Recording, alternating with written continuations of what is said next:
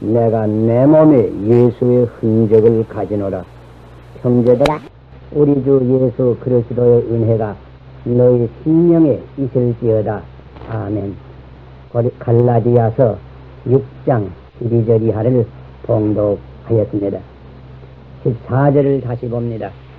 그러나 내게는 우리 주 예수 그리스도의 십자가에 의해 결단코 자랑할 것이 없으니 그리스도로 말미암아 세상이 나를 대하여 십자가에 못 박히고 내가 또한 세상을 대하여 그러하니라. 자랑은 인간의 본성 중에 하나인 것 같습니다. 제1세기에도 헬라 사람들은 철학과 예술을 자랑했습니다. 로마 사람들은 그 권세를 자랑했습니다. 유대 사람들은 혈통과 율법을 자랑했습니다. 당시에 바울을 반대하던 거짓 사도들은 특별히 자기네가 아브라함의 자손으로서 할례받은 것을 자랑했습니다. 그러나 사도 바울은 여기에 말합니다. 그러나 내게는 우리 주 예수 그리스도의 십자가 외에 결코 자랑할 것이 없으니 이렇게 말씀하였습니다. 사실 바울도 육신으로 자랑하려면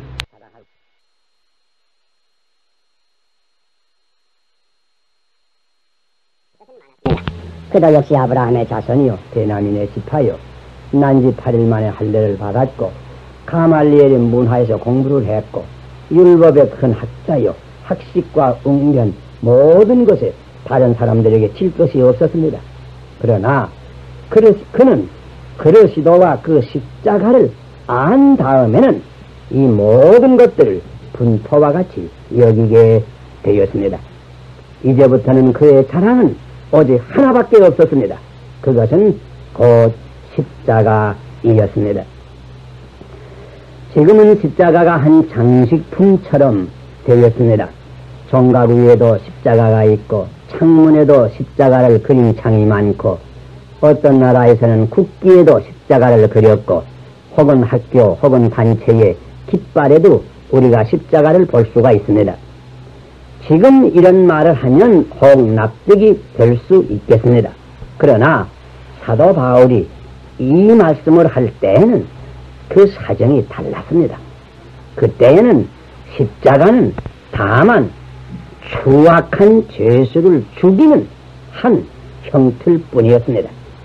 그것도 노예계급이나 식민지 백성을 죽이는 추악한 형기이었습니다.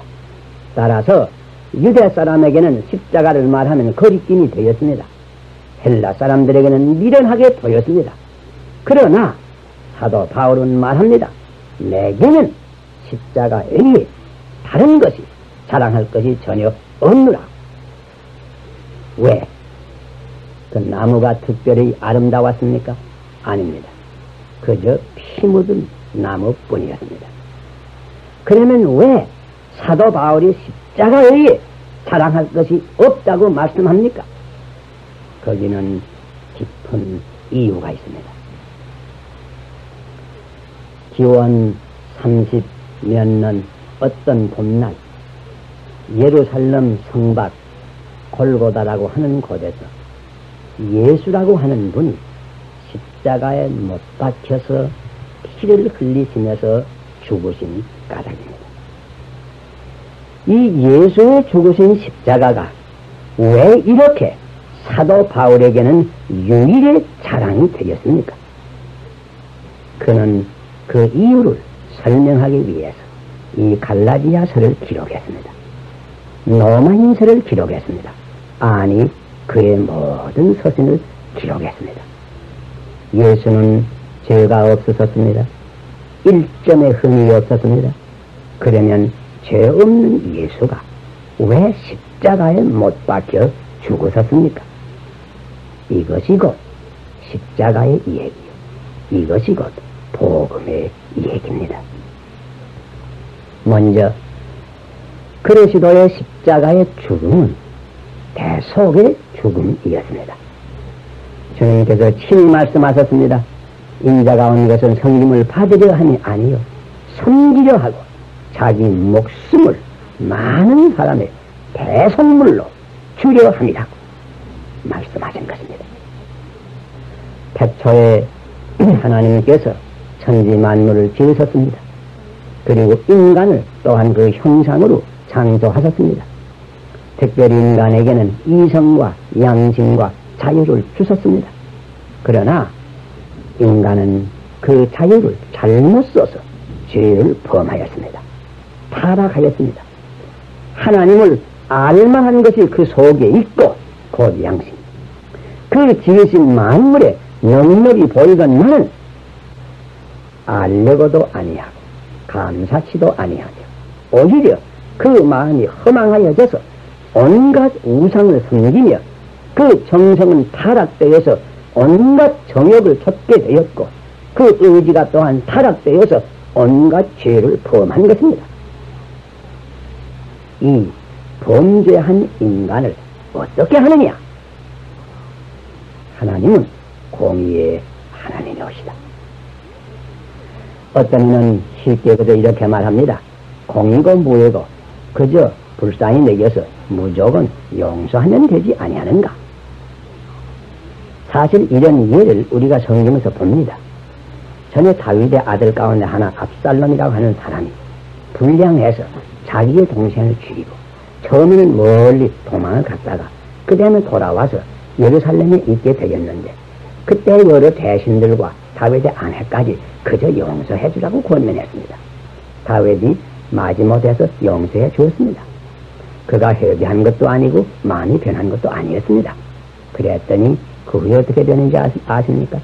그가 백성의 마음을 도적질을 하고 부양패로를 다 규합을 해가지고 마지막에는 큰 역적을 도모해서 반란을 일으켰습니다.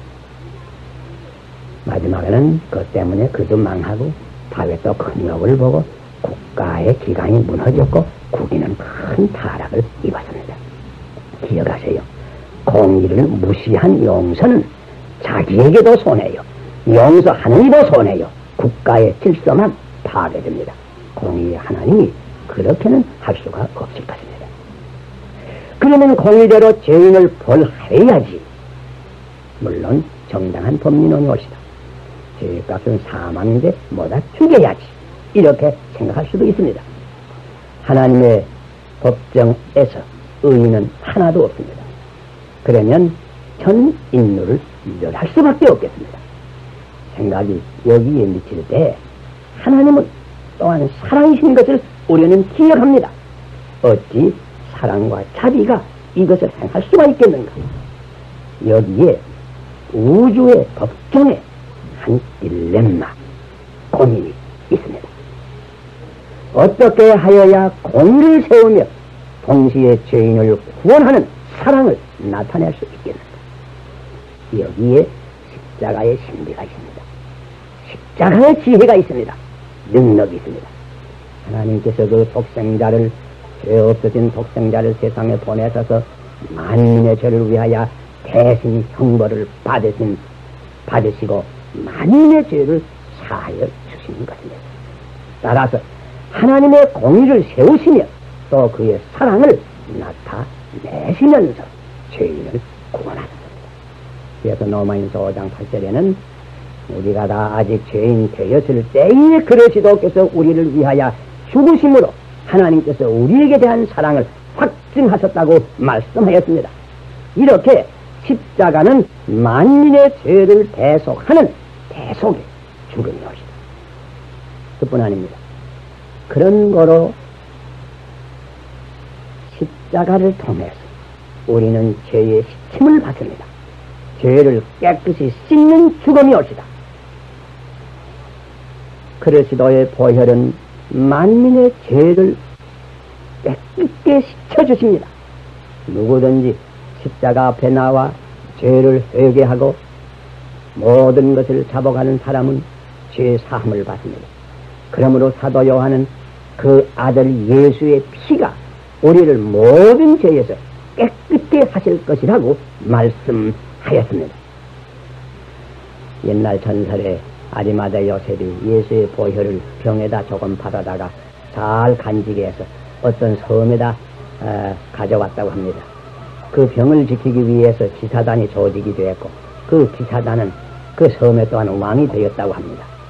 이 작은 그 병의 떡깨를 열면 이상한 빛이 나와서 누구든지 그 피를 보는 사람의 얼굴이 빛이 나게 되고 새 힘을 얻었다 하는 얘기가 있습니다. 그런데 그 피는 마음이 정결한 사람만 볼 수 있었다 하였습니다. 그러나 사실은 그렇지 않습니다. 사실은 마음이 부정하니까 이 보혈을 볼 때에 그 마음이 깨끗하여집니다. 샘물과 같은 보혈은 이마누엘 피로다. 이 샘의 죄를 씻으면 정하게 되갑니다. 정하게 됩니다. 그뿐 아닙니다. 그리스도의 죽음은 화해하는 죽음이었습니다. 죄는 멀어지게 합니다. 죄는 서로 떠나게 합니다. 갈라지게 합니다. 부부간에 죄가 들어오면 멀어지고 갈리는 수도 있습니다. 부자간이 역시 그렇습니다. 아담과 이와도 범죄한 후에는 에덴을 떠났습니다. 가인이 범죄한 다음에 그것을 떠났습니다. 우리가 죄를 범할 때 우리가 자연히 떠나게 됩니다. 죄는 멀게 하고 원수가 되게 합니다. 이렇게 인간이 범죄한 후에 하나님을 멀리 떠나서 원수가 되었습니다. 그런데 그리스도께서 죽으심으로 말미암아 죄의 담이 없어질 때 하나님과 인간이 가까워지고 화해하게 되었습니다.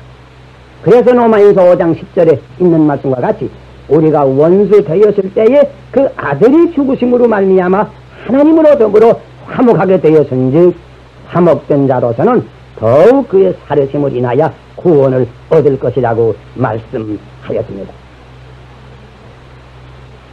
십자가의 그 수직선은 하나님의 사랑이 하늘에서 땅에까지 미쳐서 하나님과 인간의 화목을 의미합니다. 십자가의 그 행선은 온 지구를 안아서 전 인류의 화목을 의미합니다. 이렇게 그리스도의 죽음은 하나님과 사람 때, 사람과 사람 때의 화목을 의미합니다. 그러므로 바울은 십자가를 사랑하는 것입니다. 독일 어떤 교회 정루에는 어린 양이 조각되어 있다고 합니다. 그 예배당 지붕을 수리하다가 어떤 사람이 떨어졌는데 마침 그 아래 양들이 있어서 그 사람이 어린 양 위에 떨어져서 어린 양은 죽고 그 사람이 살았다고 합니다. 이렇게 어린 양 같은 주 예수님께서 십자가 위에서 죽으심으로 만민이 살아날 수 있게 된 것입니다. 모세가 구리뱀을 높이 들 때 그 뱀을 쳐다본 사람은 죽지 않고 살았습니다. 이렇게 누구든지 십자가를 바라보는 사람은 죽지 않고 살게 되는 것입니다. 성 프란시스도 십자가를 바라볼 때에 큰 은혜를 받고 새 사람이 되었습니다. 그러므로 사도 바울은 십자가를 자랑하였습니다.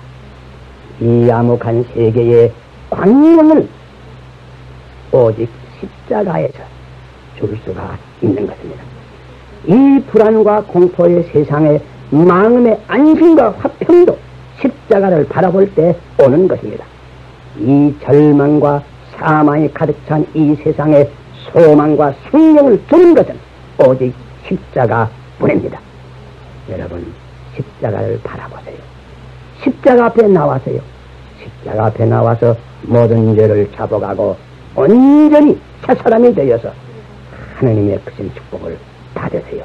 이것이 특별히 이 렌트 기간을 통해서 우리 모든 사람이 받을 만한 축복이 옵시다. 아버지시여, 우리 하나하나가 십자가를 바라보고 십자가 아래에서 새로운 소망과 생명을 얻게 하여 주시옵소서. 주님의 이름으로 기도하옵나이다.